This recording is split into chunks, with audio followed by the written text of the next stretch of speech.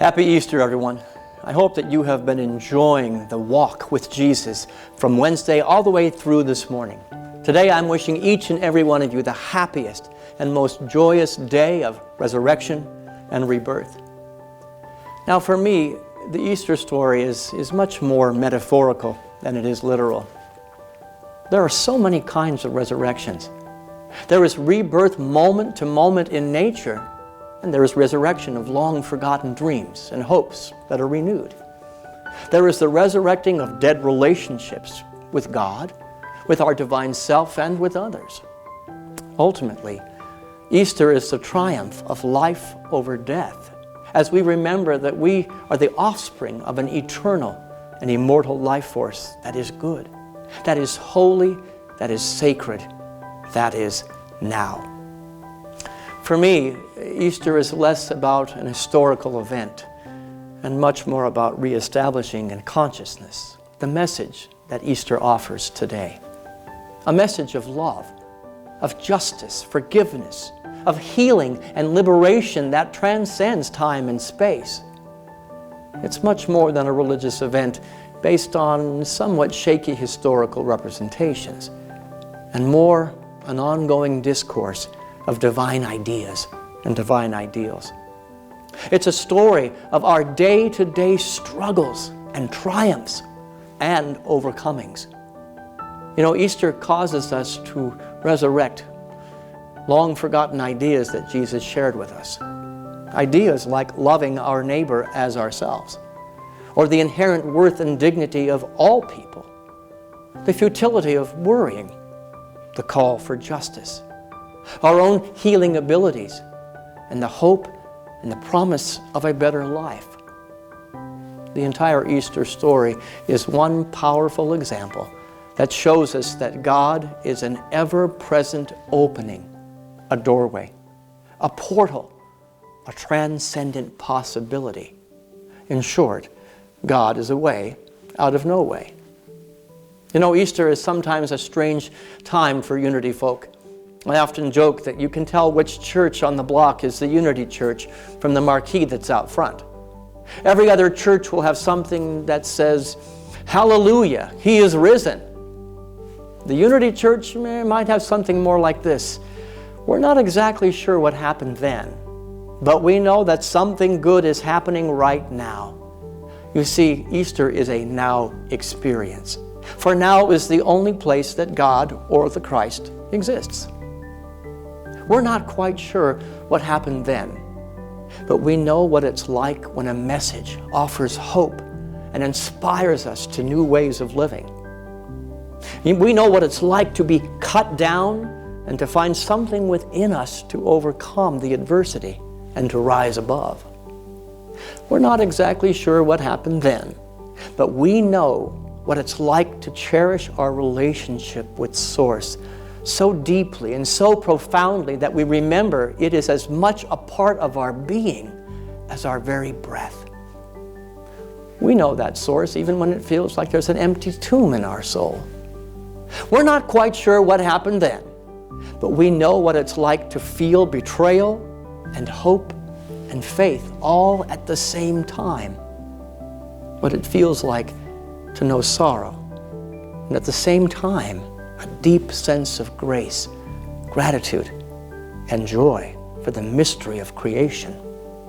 We find power in that knowing.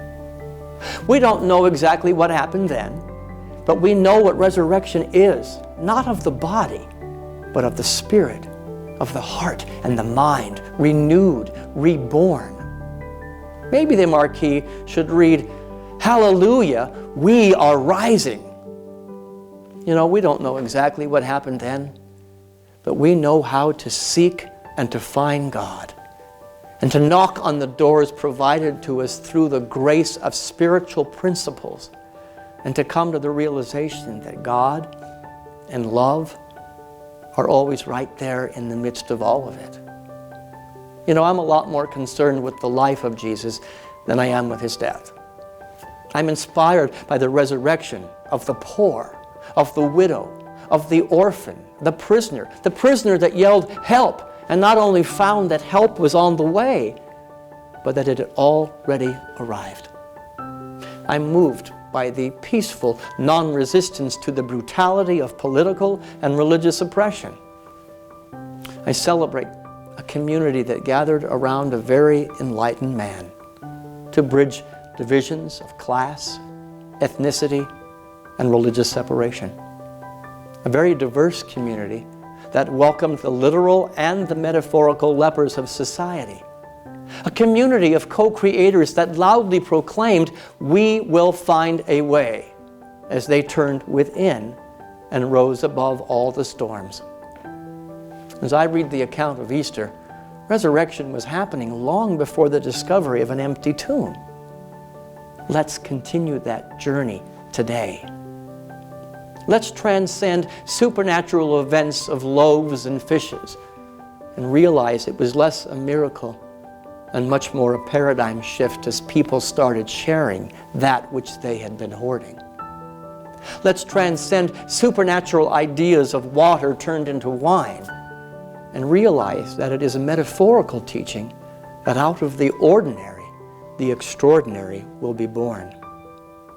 Let's transcend supernatural teachings about healings, transfiguration, and rising from the dead, and realize that these are masterful metaphors that remind us that we are not, have never been, and will not ever be defined by human condition.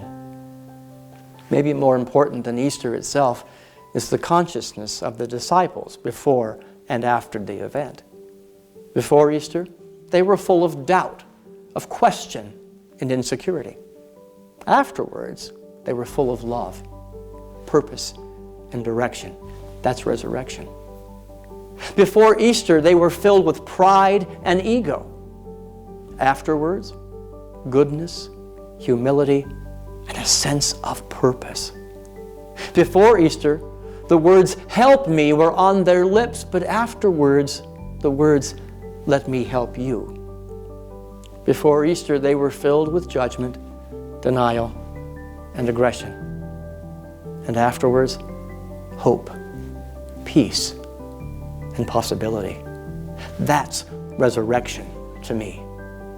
I don't know quite what happened then, but I believe that we are called to follow their example and to use Easter for our own transformation from victim to victor. When you are in the wilderness and you are tempted by human conditions, know that God is the way out of no way. When you're in the garden of desperation, of fear, question, and anger, know that God is the way out of no way. And when you're in that dark night of the soul, wanting that cup to pass you by, God is the light within you that will lead you home. And when you are hungry, you will be fed, and you will feed others. When you are alone, you will be held, and you will hold others. And when you are in pain, there will be comfort, and you will comfort others.